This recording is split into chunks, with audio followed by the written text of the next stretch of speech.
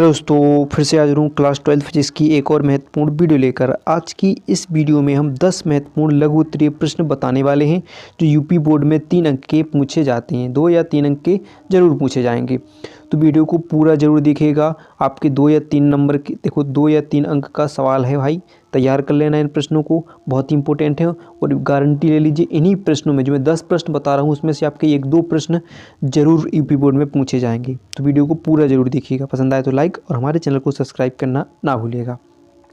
तो चलिए देखते हैं आज का पहला प्रश्न, जो कि उत्तल दर्पण द्वारा बने प्रतिबिंब की विशेषताएं बताइए। तो उत्तल दर्पण में कैसा प्रतिबिंब बनता है, तो देखेंगे उत्तल दर्पण के सामने अनंत दूरी पर रखी वस्तु का प्रतिबिंब आभासी, सीधा, बहुत छोटा तथा दर्पण के पीछे फोकस पर बनता है। कैसी कंडीशन, कैसा बनेगा? सामने अनंत दूरी पर रखी वस्तु का प्रतिबिंब कैसा बनता है? आभासी, सीधा, बहुत छोटा तथा दर्पण के पीछे फोकस पर बनता है। यदि वस्तु अनंत व दर्पण के ध्रुव के बीच में कहीं पर भी रखी जाए तो प्रतिबिंब सदैव दर्पण के पीछे फोकस व ध्रुव के बीच आभासी, सीधा तथा आकार में वस्तु से छोटा बनता है। सिंपल सी बात कि अवतल दर्पण में प्रतिबिंब हमेशा कैसा बनता है? आभासी, सीधा तथा वस्तु से छोटा बनता है।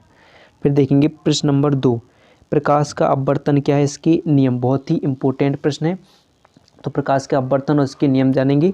देखिए इस अगली साल ये हटे हुए थे लेकिन इस साल ये पीपी बोर्ड में जुड़ चुके हैं, तो इस साल ये सबसे इंपॉर्टेंट प्रश्न होगा, इसको जरूर तैयार कर लेना। प्रकाश का अपवर्तन क्या होता है, इसके नियम। तो देखिए क्या होता है कि मान लीजिए क्या होता है कि एक प्रकाश किरण, ऐसे मान लीजिए कोई एक माध्यम है, एक विरल माध्यम और एक सघन माध्यम मान लेते हैं। जब प्रकाश पारदर्शी माध्यम से, कोई पारदर्शी माध्यम हो गया जिसका एक माध्यम विरल माध्यम, एक सघन माध्यम, तो एक पारदर्शी माध्यम से दूसरे पारदर्शी माध्यम में प्रवेश करती है, तो दूसरे माध्यम में जाने पर इसका वेग तथा दिशा बदल जाती है। यानी जब प्रकाश एक माध्यम से चलकर इस दूसरे माध्यम में, दूसरे पारदर्शी माध्यम में जाता है, तो दूसरे माध्यम में इसको जाना तो कैसा होता है? सीधा जाना होता है, लेकिन उसका वेग व दिशा बदल जाती है। यानी कैसे हो जाता है? अपवर्तित हो जाता है। तो इस क्रिया को प्रकाश का अपवर्तन कहते हैं। ठीक है, अपवर्तन कहते हैं। फिर क्या होता है, नियम की बात की जाए तो आपतित किरण तथा अपवर्तित किरण। तो देखिए आने वाली किरण क्या कहलाएगी? आपकी आपतित किरण हो जाएगी, और ये क्या हो जाएगी? अपवर्तित किरण। ठीक है, ये हो जाएगी अपवर्तित किरण हो जाएगी। ठीक है, ये अपवर्तित किरण हो जाएगी। तथा आपतन बिंदु पर खींचा गया अभिलंब, ये क्या हो जाएगा आपका? इस पर खींच लिया गया एक अभिलंब डाल देते हैं। आपतन बिंदु पर खींचा गया अभिलंब, तीनों एक ही तल में होते हैं, यानी किसमें होते हैं? एक ही तल में होते हैं। फिर अगला हुआ कि इन्हीं दो माध्यमों के लिए एक निश्चित तरंगदैर्घ्य अथवा रंग के प्रकाश के लिए आपतन कोण की ज्या। आपतन कोण की ज्या होगी जो अभिलंब और आपतित किरण के बीच बनने वाला कोण क्या होगा? आई। और अपवर्तित किरण और अभिलंब के बीच बनने वाला कोण क्या होगा? आर। तो क्या होगा?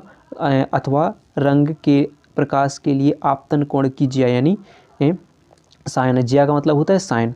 तो ज्या तथा अपवर्तन कोण की ज्या क्या कहलाएगी? की निष्पत्ति एक नियतांक होती है, यानी नियतांक बराबर आपतन कोण की ज्या यानी साइन आई बटे अपवर्तन कोण की ज्या यानी साइन आर, किसके बराबर होती है? एक नियतांक के बराबर होती है। और ऐसे ही स्नेल का नियम, अगर पेपर में सिंपल सा एक अति लघु में नियम आ जाए कि स्नेल का नियम क्या होता है, तो जो प्रकाश के अपवर्तन का द्वितीय नियम ही क्या कहलाता है? स्नेल का नियम कहलाता है। चलिए तो अगले प्रश्न की ओर चलते हैं। तो अगला प्रश्न है हमारा, बहुत ही इंपॉर्टेंट ये भी प्रश्न होगा इस साल। पूर्ण आंतरिक परावर्तन से आप क्या समझते हैं? पूर्ण आंतरिक परावर्तन के लिए आवश्यक शर्तें लिखिए। तो पूर्ण आंतरिक परावर्तन क्या होगा? जब सघन माध्यम में आपतन कोण का मान यदि क्रांतिक कोण से अधिक हो जाए, किसमें? सघन माध्यम में आपतन कोण का मान किससे? क्रांतिक कोण से अधिक हो जाए, तो संपूर्ण आपतित प्रकाश परावर्तन के नियमों के अनुसार परावर्तित होकर सघन माध्यम में वापस लौट जाता है। यह घटना पूर्ण आंतरिक परावर्तन कहलाती है। जैसे परावर्तन पड़ा कि कोई प्रकाश जब एक माध्यम से दूसरे माध्यम में आता है, दूसरे माध्यम के तल से टकरा कर पुनः अपने माध्यम में लौट जाता है। इसी प्रकार पूर्ण आंतरिक परावर्तन में होता है कि जब प्रकाश सघन माध्यम में आपतन कोण का मान यदि क्रांतिक कोण से अधिक हो जाए, तो प्रकाश का संपूर्ण प्रकाश का उसी माध्यम में परावर्तन हो जाता है। वो क्या कहलाता है? पूर्ण आंतरिक परावर्तन। उदाहरण की बात की यानी शर्तों की बात की जाए तो बहुत इंपॉर्टेंट शर्तें होंगी। तो प्रकाश का गमन सघन माध्यम से विरल माध्यम में होगा, अभी पढ़ चुके कि जब प्रकाश किस माध्यम से चलेगा? सघन माध्यम से। दूसरा होगा सघन माध्यम में प्रकाश किरण का आपतन कोण क्रांतिक कोण से अधिक होना चाहिए। ये हो जाएंगी उसकी शर्तें। अब देखिए प्रश्न नंबर 4 है, बहुत इंपॉर्टेंट प्रश्न ये भी होगा कि किसी प्रिज्म के लिए आपतन कोण तथा विचलन कोण के बीच ग्राफ बनाकर दिखाइए कि विचलन कोण कब न्यूनतम होगा। तो देखिए जब आपतन कोण तथा निर्गत कोण बराबर होते हैं, अर्थात प्रिज्म के अंदर अपवर्तित किरण प्रिज्म के आधार के समांतर होती है तब विचलन कोण क्या हो जाता है, न्यूनतम होता है। ये दिखाई बनाया जाएगा, ग्राफ को बना लेना, ठीक है, ये आपका ग्राफ बन जाएगा। और हम बढ़ते हैं प्रश्न नंबर 5 की तरफ। प्रश्न 5 हो जाएगा, तरंगार्घ किसे कहते हैं, उदाहरण देकर समझाइए। ये समझ लेना, वेरी इंपॉर्टेंट कह सकते हो, वेरी वेरी इंपॉर्टेंट प्रश्न होगा इस साल। तरंगार्घ क्या होता है, तो किसी माध्यम में समतल समान कला में समान कला की स्थिति में रहने वाले कणों को स्पर्श करने वाली काल्पनिक सतह को तरंगार्घ कहते हैं। यानी मान लीजिए ये कोई कण है और कण को सम कैसे कि समान कला की स्थिति में स्पर्श करने वाली स्थिति में रहने वाली स्पर्श करने वाली काल्पनिक सतह को ये क्या कहलाएगी, स्पर्श करने वाली काल्पनिक सतह को क्या कहलाएगी, तरंगार्घ कहते हैं। अब सबसे मेन होता है इसका उदाहरण। देखिए सबसे सिंपल उदाहरण में भी आप 1-2 परिभाषा तैयार करोगे। जैसे देखोगे, समान माध्यम में किसी तरंग का तरंगार्घ सदैव तरंग संचरण की दिशा के लंबवत होता है। पहला क्या होगा कि समान माध्यम में किसी तरंग का तरंगार्घ सदैव किसकी, तरंग की संचरण की दिशा के लंबवत होता है। फिर देखिए तरंगार्घ विभिन्न आकृतियों के हो सकते हैं। यहाँ से देखिए, यदि माध्यम की किरणें समांतर ऋजुरेखीय हैं तो तरंगार्घ कैसा होगा, समतल होगा। यदि माध्यम की तरंगें एक बिंदु स्रोत से उत्पन्न हो रही हैं तो तरंगार्घ कैसा होगा, गोलीय होगा। और यदि जो माध्यम की तरंगें रेखीय स्रोत से उत्पन्न हो रही हो तरंगार्घ कैसा होगा, बेलनाकार होगा। ये 3 परिभाषा है। अगर बेलनाकार तरंगार्घ किसे कहते हैं, तो एक माध्यम से रेखीय स्रोत से तरंगें उत्पन्न हो रही तो वो क्या कहलाएगा, बेलनाकार। और केवल एक बिंदु से स्रोत से उत्पन्न हो रही तो वो क्या कहलाएगा, तरंगार्घ कैसा होगा, गोलीय। और समांतर ऋजुरेखीय तरंगें उत्पन्न हो रही तो क्या कहलाएगा, समतल तरंगार्घ कहलाएगा। ठीक है, ये हो जाएगा तरंगार्घ की परिभाषा। ठीक है, फिर देखिए व्यतिकरण और व्यतिकरण की शर्तें, बहुत इंपॉर्टेंट ये प्रश्न। इनको जो मैं इंपॉर्टेंट बता रहा हूँ इनको जरूर तैयार कर लेना। तो देखिए जैसा आपने परावर्तन को जानते हो कि प्रकाश आता है और एक माध्यम से टकराकर दूसरे माध्यम में वापस चला जाता है, यानी वापस लौट जाता है, ऐसे ही इसमें होता है। लेकिन इसमें से कुछ अधिकांश भाग लौट जाता है। किसी स्थान पर प्रकाश की तीव्रता अधिकतम होती है, कहीं पर न्यूनतम हो जाती है जब प्रकाश एक माध्यम से दूसरे माध्यम में जाता है। तो देखिए कैसे, कोई 2 समान आवृत्ति की प्रकाश तरंगें जिनके आयाम क्या हो, समान हो, जब किसी माध्यम में से एक साथ संचरित होती हैं तो माध्यम के विभिन्न बिंदुओं पर प्रकाश की तीव्रता उन तरंगों की अलग अलग तीव्रताओं के योग से भिन्न होती हैं। कुछ स्थानों पर तीव्रता न्यूनतम लगभग 0 हो जाती है, जबकि कुछ स्थानों पर प्रकाश की तीव्रता अधिकतम होती है। प्रकाश तरंगों के अध्यारोपण की इस घटना को व्यतिकरण कहते हैं। सिंपल सी परिभाषा, जब दो समान आवृत्ति की तरंगें एक साथ एक दिशा में संचरित होती हैं तो जब एक बिंदु पर पड़ती हैं तो उस स्थान पर किसी स्थान पर प्रकाश की तीव्रता अधिकतम हो जाती है, किसी स्थान पर बिल्कुल 0 हो जाती है। जिन स्थानों पर तीव्रता न्यूनतम रहती है उन स्थानों पर प्राप्त व्यतिकरण क्या कहलाता है, विनाशी व्यतिकरण कहलाता है। और जिन स्थानों पर तीव्रता अधिकतम होती है उन स्थानों पर प्राप्त व्यतिकरण क्या कहलाता है, समपोषी व्यतिकरण कहलाता है। तो 2 परिभाषा और हो जाएंगी साथ में याद कि विनाशी व्यतिकरण किसे कहते हैं, तो जब प्रकाश स्रोत किसी बिंदु जो प्रकाश तरंगें किसी बिंदु पर पड़ती हैं तो जिन स्थानों पर प्रकाश की तीव्रता न्यूनतम हो जाती है उसे विनाशी व्यतिकरण, और जिन पर अधिकतम हो जाती है उन्हें क्या कहते हैं, समपोषी व्यतिकरण कहते हैं। अब होती है इंपॉर्टेंट होती हैं इनकी शर्तें। शर्तें क्या होती हैं, पहली शर्त होगी दोनों प्रकाश स्रोत कला संबद्ध होने चाहिए। नंबर 2, दोनों तरंगों की आवृत्तियां अथवा तरंगदैर्घ्य बराबर होनी चाहिए। नंबर 3, अच्छे व्यतिकरण के लिए दोनों तरंगों के आयाम बराबर होने चाहिए। नंबर 4, अच्छे व्यतिकरण के लिए प्रकाश स्रोत बहुत संकीर्ण होना चाहिए। ये हो जाएंगी व्यतिकरण की शर्तें हो जाएंगी। अब बढ़ते हैं प्रश्न नंबर 7, और जो वेरी वेरी वेरी इंपॉर्टेंट प्रश्न होगा, इसको तैयार करना है। व्यतिकरण तथा विवर्तन में अंतर स्पष्ट करने के लिए आ जाएगा। तो व्यतिकरण क्या होगा, 2 कला संबद्ध प्रकाश तरंगों के अध्यारोपण से व्यतिकरण प्रतिरूप प्राप्त होता है। अगला देखेंगे, एक ही तरंगार्घ के विभिन्न भागों अथवा बिंदुओं से आने वाली द्वितीयक तरंगाओं के बीच अध्यारोपण से क्या प्राप्त होता है, विवर्तन प्राप्त होता है।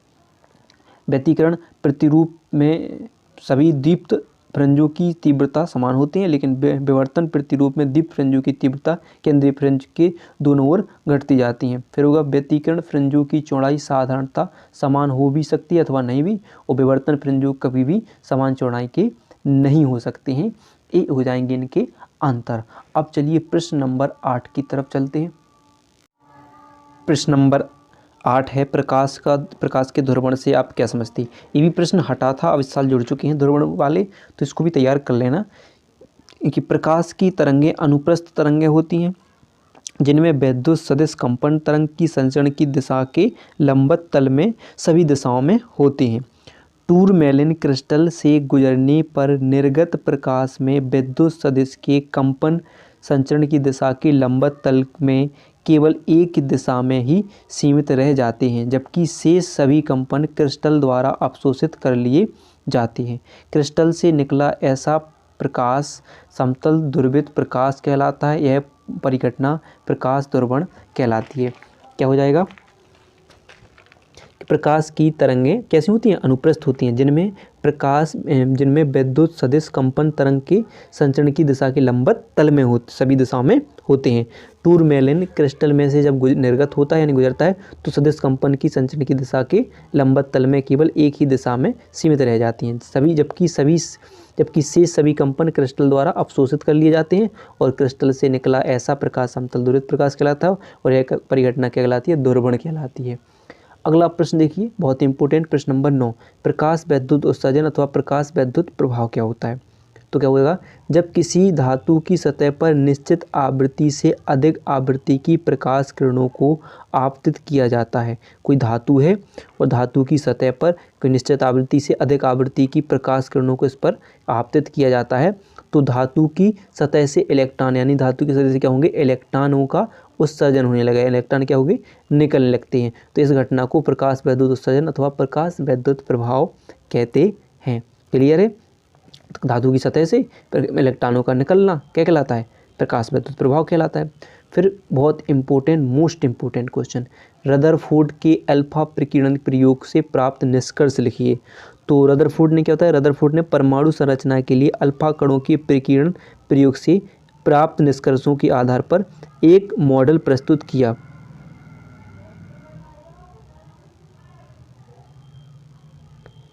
जिसे रदरफोर्ड का परमाणु मॉडल कहा जाता है। इसके अनुसार परमाणु का अधिकांश भाग खोखला गोला होता है जिसकी त्रिज्या 10⁻⁻10 मीटर की कोटि की होती है, जिसे नाभिक कहते हैं। दूसरा, परमाणु का समस्त धन आवेश परमाणु के केंद्र में स्थित नाभिक में होता है।